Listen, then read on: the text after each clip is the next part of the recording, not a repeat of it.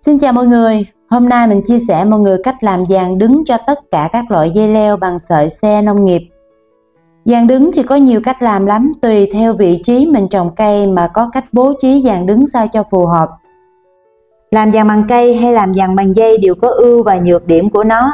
Mình thích nhất ở cách làm giàn bằng dây này là tiết kiệm, nhanh, gọn lẹ, đẹp, ngăn nắp, gọn gàng. Và cái nhược điểm lớn nhất khi mình làm giàn bằng sợi xe nông nghiệp này là những lúc gặp thời tiết bất lợi, gió nhiều thì cái giàn dưa của mình rất dễ bị rung lắc. Tuy nhiên để so sánh giữa giàn cây và giàn dây thì mình vẫn thích làm giàn dây hơn. Mình sợ gió mạnh, gió bão mọi người, còn gió bình thường, gió hơi mạnh chút xíu cũng không sao nha. Mình thích làm giàn bằng dây là do mình hay thay đổi, hôm nay mình thích làm giàn chỗ này, mai mình đổi giàn chỗ kia, và mình thích nhanh gọn lẹ nên mình chọn cái cách làm giàn bằng dây này. Nếu như mọi người muốn làm cố định, làm chắc chắn luôn thì mọi người có thể thay thế dây bằng thép bọc nhựa cũng được luôn nha. Để không bỏ lỡ những video mới thì mọi người nhớ nhấn nút đăng ký kênh miễn phí tại đây, nhấn rung chuông bật thông báo lên để khi mình ra video mới thì mọi người là người đầu tiên xem video nha. Rồi giờ mình sẽ bắt đầu vào nội dung của video hôm nay.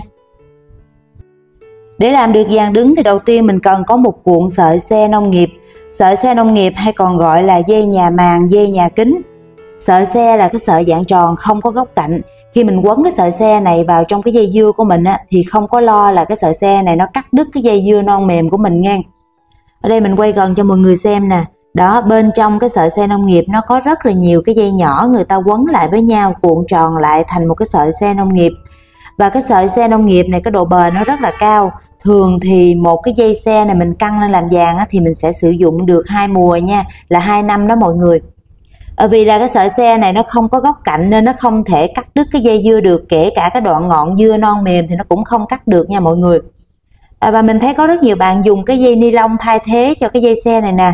Mình dùng dây ni lông nó có rất là nhiều góc cạnh, nó bén lắm nha. Khi mà gió thì cái dây dưa nó sẽ cọ sát vào trong cái dây ni lông thì nó rất dễ làm khứa đứt cái dây dưa của mình nha mọi người. Và cái cuộn dây xe nông nghiệp này mình mua với giá là 300 mấy, gần 400 ngàn là cái cuộn lớn mọi người. Mọi người dùng ít thì mua cái cuộn nhỏ thôi nha. Hôm trước mọi người hỏi mình có bán cái sợi xe nông nghiệp này không? Mình không có bán gì hết nha mọi người. Hiện tại thì mình cũng đang rất là bận, chưa có bán được. Và mình cũng không có biết chỗ nào để lấy vật tư nông nghiệp, không có biết chỗ nào để lấy hạt giống để bán hết đó mọi người ơi. Rồi giờ mình sẽ bắt đầu làm giàn nha. Đầu tiên mình sẽ làm giàn cho cái hàng dưa lưới này trước. Để làm được giàn đứng thì trước đó cái vườn mình phải làm sẵn một cái khung. Mọi người thấy vườn mình có sẵn một cái khung phía trên không? Vườn mình thì không có nhà màng, nhà lưới gì hết, chỉ có một cái khung thôi. Và cái khung giàn này nó có nhiệm vụ để cho mình cột dây. Mình nói ví dụ như một cái dây mình cột phía dưới cái chậu rồi, chỗ cái gốc cây còn cái dây phía trên thì mình cũng phải có cái giàn để mình cột cái dây phía trên. Và nếu như mọi người trồng dưa thì không cần cái giàn phía trên cũng được, mọi người gác một cái cây thẳng là để cột dây là được rồi. Nhưng khi mọi người trồng những cái dạng dây leo như bầu, bí, mướp thì nó cần bò dài. Một cái giàn đứng mà nó có giàn ngang phía trên luôn thì thường cái giàn đứng nó có chiều cao khoảng 1m7 cho tới 2m.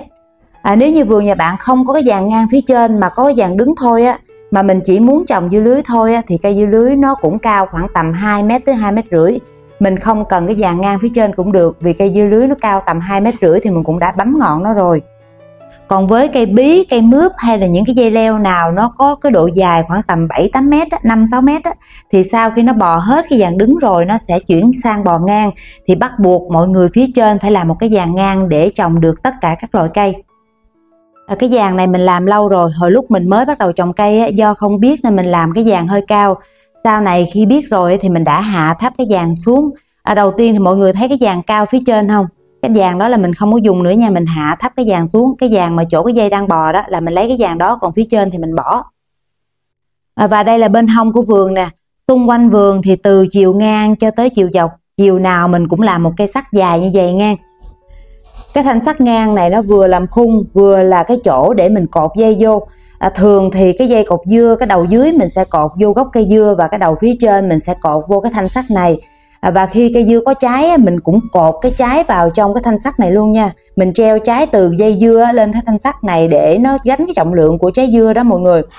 Còn trên mặt giàn của cái giàn ngang chỗ cái dây dưa đang bò thì mọi người có thể mua lưới về căng nha, lưới làm giàn hoặc là mọi người có thể lấy cái dây xe nông nghiệp mình căng ngang rồi lại căng dọc. Còn vườn mình làm vàng bằng dây cáp, mọi người thấy cái ô vuông vuông phía trên vàng không, là mình căng dây cáp đó. Dây này mình nghe nói bền, mình mua dùng thử thôi, mình cũng mới dùng một vụ thôi mọi người. Rồi giờ mình sẽ bắt đầu quấn cái sợi xe nông nghiệp vào trong dây dưa. Đầu tiên thì mình chia sẻ mọi người quấn dây xe nông nghiệp vào trong cái dây dưa trồng trong nhà màng, nhà kính hoặc là những cái vườn không có gió trước. Cái dây xe nông nghiệp thì nó có hai đầu, một cái đầu mình sẽ cột vào gốc cây dưa, còn một đầu còn lại mình sẽ cột vào trên vàng phía trên. Và khi mình cột cái sợi xe nông nghiệp vào trong dây dưa thì mọi người cột sát gốc luôn, mọi người đừng có cột những cái tầng lá phía trên nha. Mình cột sát gốc như vậy thì khi cây dưa mình nó quấn vào có gió thì nó cũng đỡ rung lắc hơn so với mọi người cột ở đoạn giữa thân cây dưa. Và khi cột cái dây xe vào trong cái thân cây dưa thì mọi người cột đừng có siết quá nha, vì cây dưa mình nó còn lớn lên nữa đó. Rồi giờ em bắt đầu quấn cái sợi xe vào trong cái dây dưa nè. Cứ một cái lá vậy thì mình sẽ quấn cái sợi xe đi qua một lần, mình quấn cho đến khi tới ngọn luôn. Rồi mình sẽ kéo cái dây xe thẳng lên và mình cột phía lên trên vàng. Với những bạn mới bắt đầu trồng dưa và chưa biết cách căng cái dây xe nông nghiệp này á, khi mà gió to thì cây dưa mình nó rất dễ bứng gốc lên, là do khi mọi người căng cái dây nè, mọi người căng không có thẳng. Khi mình quấn cái dây xe nông nghiệp vào trong cái dây dưa lưới rồi mình căng cái dây lên á, thì mọi người phải căng sao cho cái dây xe nó thật là thẳng. Vì mọi người sợ cái dây dưa nó bị nhổ gốc lên, cho nên mọi người cột cái dây xe nông nghiệp nó không có được thẳng. Vì cái dây xe nó không được thẳng á, cho nên cái dây dưa mình gặp gió to nó rất dễ bị rung lắc và nó rất dễ bứng gốc lên nha mọi người. Sau khi mình quấn cái sợi xe vào trong dây dưa xong rồi thì mình sẽ cầm cái đoạn phía trên nè, cái đoạn dây phía trên á, mình căng cho cái dây dưa nó thẳng lên nè. Và cái đầu dây còn lại á, thì mình sẽ cột lên cái thanh sắt phía trên vàng. Bây giờ thì mình đã cột dây hai đầu nè, đầu phía dưới và đầu phía trên. Thì lúc cột cái dây mọi người nhớ căng sao cho cái dây nó thật là thẳng nha. Cái dây thẳng thì khi có gió dây dưa mình nó đỡ bị rung lắc. Ở đây mình có dựng sẵn mấy cây tre, hôm trước mình trồng cái vàng bí đó mọi người. Nếu như mọi người có cây tre vậy thì mọi người cho bò lên luôn cũng được, không cần dây. Ở đây mình chia sẻ mọi người cách làm dây là khi mọi người không có cây nha.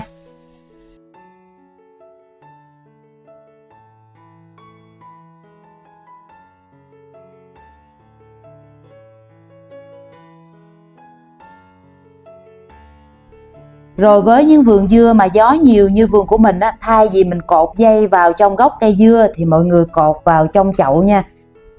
Cái chậu mình đang dùng đây khi mình mua về thì nhà sản xuất đã đục sẵn 4 cái lỗ rồi.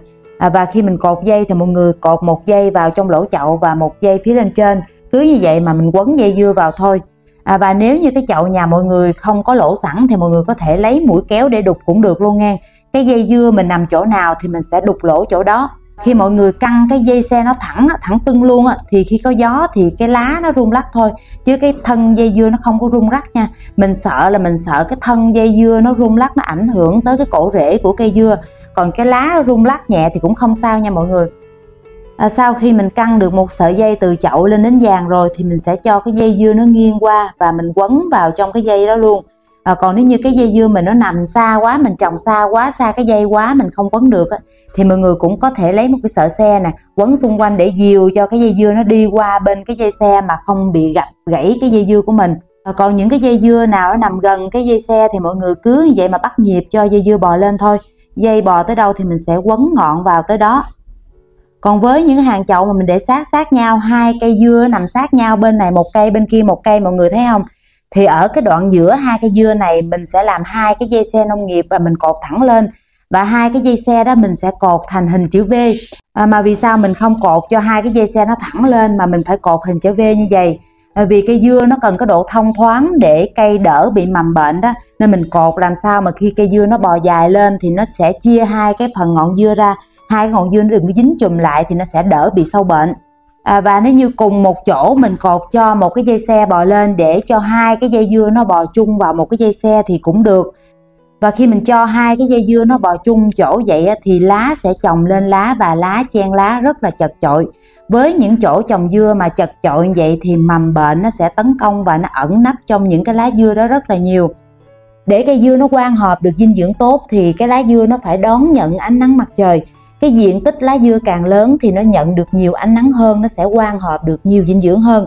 Cho nên khi làm vàng cho dưa thì mọi người bố trí làm sao để cho cái lá dưa nó đón được nhiều ánh nắng, càng nhiều thì càng tốt nha mọi người. Và khi mình trồng hai cái hàng dưa nó sát nhau như vậy, 2 hàng hoặc là 4 hàng, 6 hàng gì cũng được, nhưng mọi người bố trí làm sao cho hai cái hàng dưa nó cách xa nhau để cho ánh nắng nó được xuyên từ trên xuống dưới. Với cái dàn dưa này mọi người thấy không, cái dàn phía trên thì mình trồng sát qua phía bên ngoài, còn cái dàn phía ngoài thì mình trồng sát qua phía bên kia. Mình làm sao để cho cái dàn dưa nó cách xa nhau, càng xa thì càng tốt, để cho ánh nắng nó được xuyên từ ngọn cây xuống tới dưới gốc luôn, thì cái cây dưa mình nó sẽ đỡ bị nấm bệnh hơn nha mọi người. Cây dưa thì nó có nhiều bệnh lắm, nhưng mình biết cách thì nó sẽ đỡ bị bệnh hơn. Khi cái vườn mình nó thông thoáng vậy, ánh nắng nó xuyên được từ trên xuống dưới thì cái vườn mình nó không bị bệnh nhiều. Còn những cái vườn chật hẹp mà mình trồng quá nhiều cây, không có lối đi, cái vườn lúc nào ta nói cây không là cây, ánh nắng nó không xuyên vô được đó mọi người, thì cái vườn đó kiểu gì thì mầm bệnh nó cũng phát sinh nhiều nha. Rồi khi cái dây dưa nó bò dài ra thì mình cứ tiếp tục quấn vào trong cái dây xe. Nó bò tới đâu mình quấn tới đó, mình quấn cho đến khi cái dây dưa nó bò lên tới vàng thì nó lại tiếp tục bò ngang, thì mình không cần phải quấn nữa.